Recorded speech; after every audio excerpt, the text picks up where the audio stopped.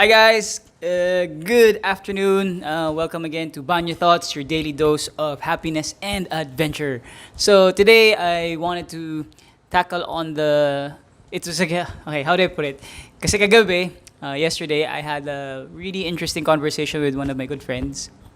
Ito na yung may mga conversation na inaabot ka ng mga 12 midnight. Yung mga ganyan type na conversation. Yung mga unang conversation seryoso tapos nawawalan ng sense tapos babalik sa seryoso tapos mawawalan ulit ng sense tapos kung ano-ano na yung pinag-uusapan. But one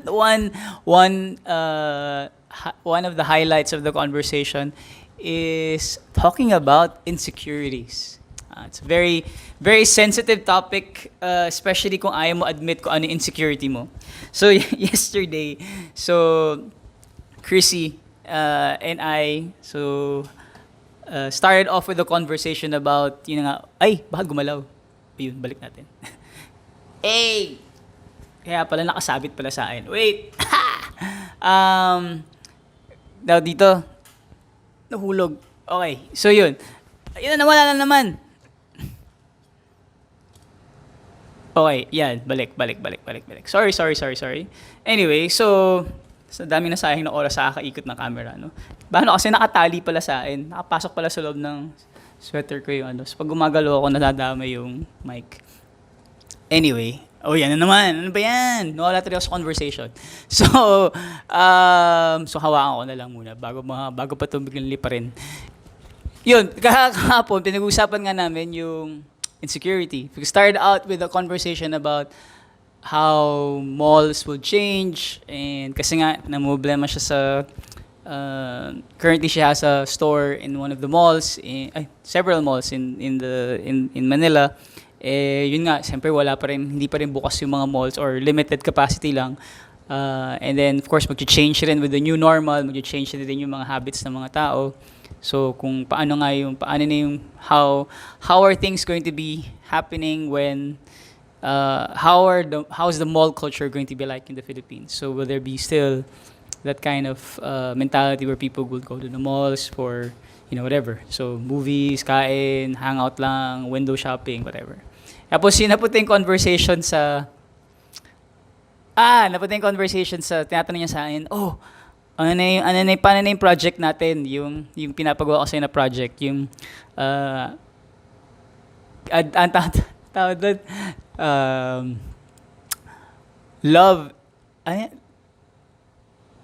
love in COVID-19. Yeah. So tatanungin siya, how is the dating scene? How does the dating scene, despite the quarantine, how's it going? And kasi sabi mo sisimulan mo na siya ng June. June ano na ngayon? June 7 na. So wala pa rin. Sabi ko sa kanya, kasi mahirap. Sabi ko, mahirap kasi nga dahil ngayon ko na-realize ang dami kong insecurities. Tapos, sabi niya, ano ba yung mga insecurities na yan? And then we had this really conversation about insecurities. So, and I started thinking about it, no?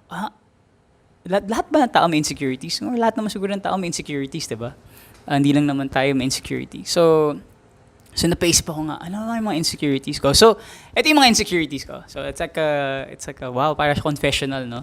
But it's like, I really want to share it because the only way, sabi nga, the only way to confront your insecurities is you face them, and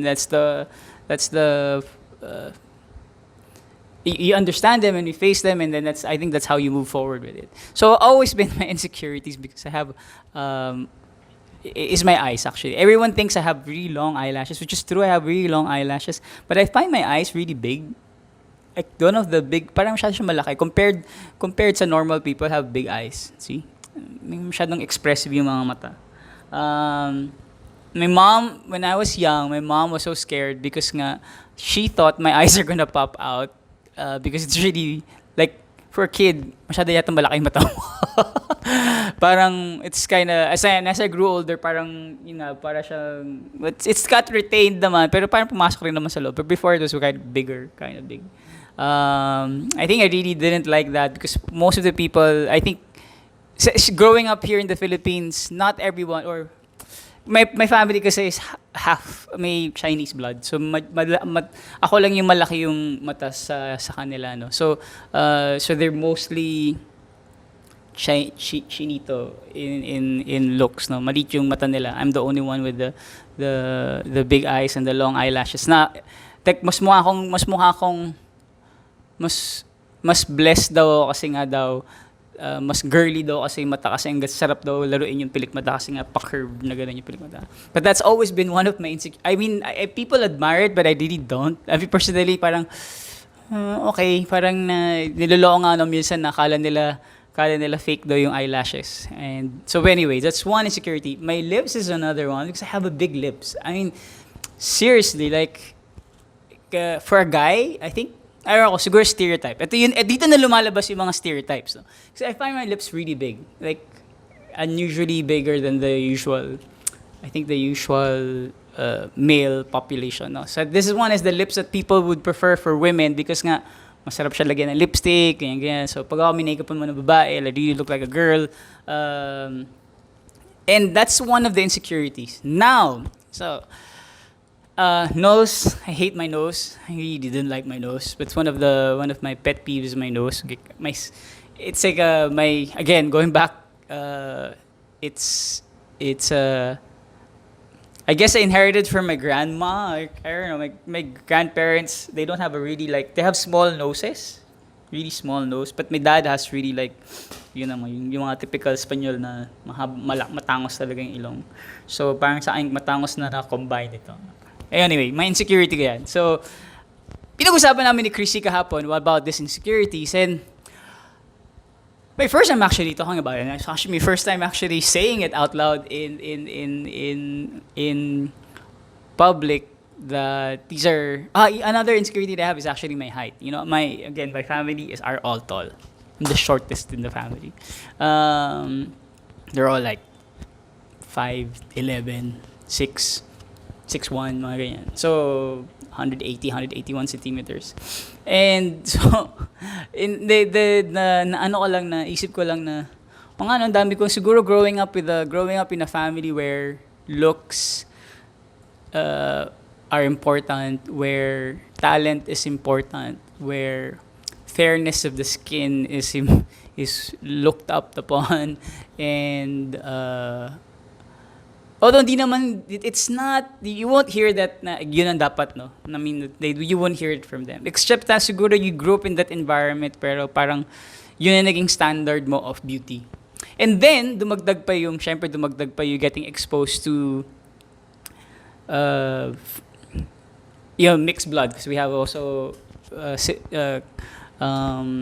relatives or cousins who are half this, half that. So, half Asian, half Caucasian, half Asian, half European. So, pag nakita mo yung mix of blood, it's really very unique yung and then you live abroad and you get to see the different how Filipinos would look like versus all this. And then your standard of beauty start changing and standard of your concept of beauty now is now based on what others' perception of beauty is. So yun na naging standard ko. So growing up, it's been like that, no? So parang, and then you're faced with, the society where kailangan mistiso ka to be popular, kailangan maputi ka to be guwapo or to be maganda. And so yun na embed yun sa utak ko. And so up to now, I mean, considering that I've been one of siguro very trying to promote na self-love and self-care, and doon ko na realize na ang dami ko nga insecurity to the point that your decisions and your idea of love or your idea of being in a relationship or your idea of going out with someone is now being compared to that, no, to that, that boxed idea of what you think is the ideal type. All of us have an ideal type. All of us want this. All of us want that, no. But yun nga lang, I think that's the start of siguro my anxiety in terms of my self-worth and how I view myself. And And I've been reading about it. So I've been trying to figure out nga how, so paano nga yun? How do you resolve that? Sabi niyo sa akin na yung best way to resolve it is you highlight your traits, your good traits, and then accept your flaws. So ano ba, saan ba yung traits na maganda sa'yo, and then yung flaws mo, then you just have to accept that. Parang masyadong vague sa akin in my head na parang, okay, sige, paano nga ba yun? Paano nga ba i-highlight yung mga uh, um, good traits that you have, and then accepting your flaws, no? So again, siguro hindi ko pa napaprocess. I don't know if you guys have any idea how you process it. But yun na, I think so I started researching, and then this is what I found out, no? This is what I found out, no? Reasons why you have this as insecurity is usually you're being criticized before. I guess siguro sa akin, it's not criticism, but because since most of them are taller, leaner, and all that stuff, so I guess that's yun ang naging benchmark ko. Again, it developed not a negative self-image, but the other one is like, yes, inasang minention is negative self-image, because people criticize you, so they develop this whole idea about yourself. The other one is in here, needing approval. Siguro lumaki ako na you always need to be approved by external factors, that nagiging masaya ka lang pag nagkaroon ka ng validation from the outside. Like siguro kaya rin ako na-realize ko, kaya rin siguro ako before when I was handling social media and all that stuff, na especially sa mga web sa mga Facebook or Instagram before. Kahit nakwento ko na to for the past podcast about yung sa Experience Philippines, kailangan may ganitong number of likes. So na-realize ko, validation comes out with the follows and the likes and stuff like that. And na-realize dahil sa ganun ka mag-isip, pag wala kang ganun, ibig sabihin hindi ka validated. Pag hindi ka validated, you become insecure. Parang you have this whole negative image na ba't ay nila sa akin, ganyan. So, wow, malalim pala. I mean, ganun pala kalalim. So, yun sa mga napaisip ko kagabi na, malalim pala siya, no? Na hindi lang pala simpleng bagay lang na root sa akin. So, it would take a while for it to change. I understand. It would take a while for it to siguro to reset my mindset, no? And then dagdag pa ating dagdag. So SOCMED, social media. Right now, because sabi ko nga Chrissy, is it the reason why parang kasi masyadong obsessed, or masyadong madaming feed na napunta sa akin na yung mga Korean actors, Korean actresses, yung mga itsura nila, yung mga success nila, yung mga skill sets nila, ganyan. Is it because dahil doon or yung mga celebrities na lumalabas sa feed mo, parang, is it because of that na compare mo na ngayon sarili mo? Parang yun ang nagiging benchmark mo na, para maging successful ka, kailangan ganun dapat itsura, ganun dapat ang achievements mo, ganun dapat lahat yung gusto mo, pananaw mo sa buhay, yung sa accomplishment sa buhay. I go, wow, grabe, o nga no, sabi ko sa sarili ko, o nga no, parang yun yung naging benchmark ng success for me on the physical side, and then on the relationship side, na kailangan pala ganun yung dating. Is it right? Is it wrong? So I guess because you're feeling insecure and you're feeling your self-worth is based on that idea, then I think it's not a good habit to do, or not a good mindset to have. I'm not saying that I've overcome it. I mean, I don't think it can be done in overnight. It will take a while for us, or for me personally, to start unraveling and start figuring things out on my own. And hihimay-himay mo pa yan eh. So I've been reading about it, how you can actually figure things out, and how you can move forward, and coming up with just like a roadmap of lessening your insecurities, or accepting your insecurities. So and this is what I read, no, that first is you have to forgive the past.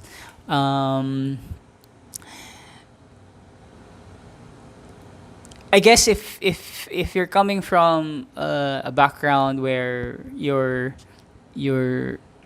environment was surrounded by really like sabihin natin if your insecurities, your how you look, with good looking people, then I guess you just have to just have to accept the fact that that's how it is, no? That and you should be thankful for it because you're surrounded with good looking people. At least you have a sense of understanding of your personal understanding of what beauty is, and then accepting yourself is under one. No, I'm not saying that if you're not. I mean, ako personally, I prefer to be fit and healthy, and I exercise and kind of stuff. Like I want that kind of. No, but so if you have to look at it into aspect of where what's healthy for you, what's good for you. Um, then sabi rin dito is do not compare. So yun ang I think I wrote another one in Banyo Thoughts, like a post about sa happiness is happiness cannot be found in comparisons. Kasi when you start comparing yourself to other people, to other people's success, to other things, then you realize na parang binibelittle mo yung your own personal accomplishments and your own personal the good things that are happening to you. So mahirap nga lang yun kasi nga we're constantly bombarded with social media. Tanggalin mo man siya today, hindi mo siya matitiis kasi nga most of the platforms that we use is where we engage and converse with our friends. Especially now, we are in quarantine and it's only done virtually. So you really don't have a physical conversation with people, no? So or you just want to read whatever's happening in the news through Facebook and the sources of your information is usually there. So parang and then you have all these other things that are mixed up with it. So inisip ko na, mahirap nga siya. Challenging nga talaga mag-compare, no? Mag-challenge talaga na to distance yourself. So you're always in that mode where you will tend to compare yourself. Medyo, yun nga, challenge lang yan. But again, it's a challenge accepted. You have to always, siguro, every now and then, remind yourself. And the other one is learning how to trust yourself. You know that you are doing well, that yun ang sabi sa akin lagi ni Chrissy, that you're doing fine, that whatever your certain accomplishments now are, you should focus on that instead of dwelling on something that you cannot control, things that you can control, and then move from there that you can control. So if you're good at I don't know, like in my case, one effect that happened to me because of those insecurities is I grew up, I realized ko na I love the arts. I really do. Actually, to be fair to in my childhood, I was telling Chrissy that I really loved whenever my grandfather would used to visit our house, I'd always have this puppet show. I'd always come up with the characters. I would come up with like sock puppets and invent things in my mind. And I guess that's the reason why I'm very imaginative when it comes to ideas. I have always tons of them. It's because I have a really wild imagination. Because I really like the arts a lot. I mean, I like creating. That made me think. No shit. I always loved storytelling. I enjoyed it a lot. I enjoyed books. I mean, I devoured books. I always I feel like compared to watching movies or watching animes or reading mangas, I prefer reading novels. I mean, because I'm immersed in that whole different scenario kind of thing. And then I realized, namahilig pala ako na ganun, hindi ko fino-focus. So ngayon, I told myself, sige, I start doing that. I start writing again stories. I started writing again scripts. So I just finished one short story. 10 chapters. Actually, ang bilis nga eh. Nagulat nga rin ako sa sarili ko. Ang bilis ko natapos yun eh. Siguro, I mean, nagawa ko na yung outline, nagawa ko na yung dialogues, pati yung mga meet na lang sa conversations na lang in the background and in the whole environment. Yun na lang yung kulang. But generally, yeah, finished a storyline. I shared it nga to Chrissy yesterday, that yung snippet or excerpt of the storyline, and I really like that. And I guess yun nga tama siya, no, na you just have to focus on those skill sets and those talents that you have, or those things that make you, that makes you. And then I guess having a conversation with friends about it, like really deep conversation of insecurities and actually voicing it out actually helps out because I grew up siguro sa akin personally na wala konti lang yung kakilala kong tao na will explain or you can discuss these things with, and I'm very happy that there are some people in my life who actually are nice and are accepting of the fact of who you are, and they tell you who what they like and what they don't like about you. So it makes you feel like, yeah, at least meron ka ngayon, hindi naka-balance out. So you don't always hear the good stuff, but you also hear the things that you can improve. So yun lang, I just wanted to share that about insecurities, that it's all of us have it, and it's nothing to be ashamed of. The challenge lang is how we face it. And I think one way of facing it is verbalizing it. For me, that was the biggest effect when I started verbalizing it last night, that these are the things that I feel insecure about. I felt really light inside na parang, oo nga, no, at least nasabi ko. Nasabi ko na these are the things that I feel insecure about. And I'm glad I did. It's a good feeling that when you let out something that you've been thinking about in your head, and it's just grown to such a big mountain that you think that that's who you are, and then you realize it's not really doesn't really define you.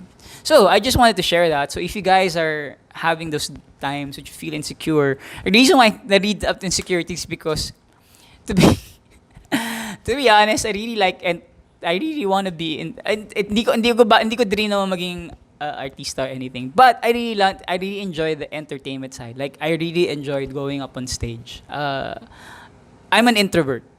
It's that it's not that I enjoy the attention. It's just I enjoy the ability to share energy. It sounds really weird, but for some reason going up on stage, it's just like, for me, it's like an orchestra. It's that when you perform with everyone, even the audience. You can bring out the energy and include your energy, and you have this whole harmonized energy going out of your performance, whether it is singing, whether it is dancing, whether it's acting, etc. That's the reason why I have this insecurity, because I really am not a type of person who likes to be in the front of the camera, because I'm not really telegenic or I'm not really photogenic. But again, it's because to the encouragement lang of my friends who've been rooting for me and very silently supporting. So sige, tuloy natin, because if you find your happiness there, then go for it. So I just wanted to share that, and I think I hope you guys find some use for it in your life. So if you feel like you're want to talk about it, just send me a DM and message me about it, and then we can have a very deep conversation about it as well. So that's it. Thank you for tuning in to my Banyo Thoughts, and I hope you guys enjoy your remaining time of the day. So see you guys. Thank you very much, and have a good day. Bye-bye.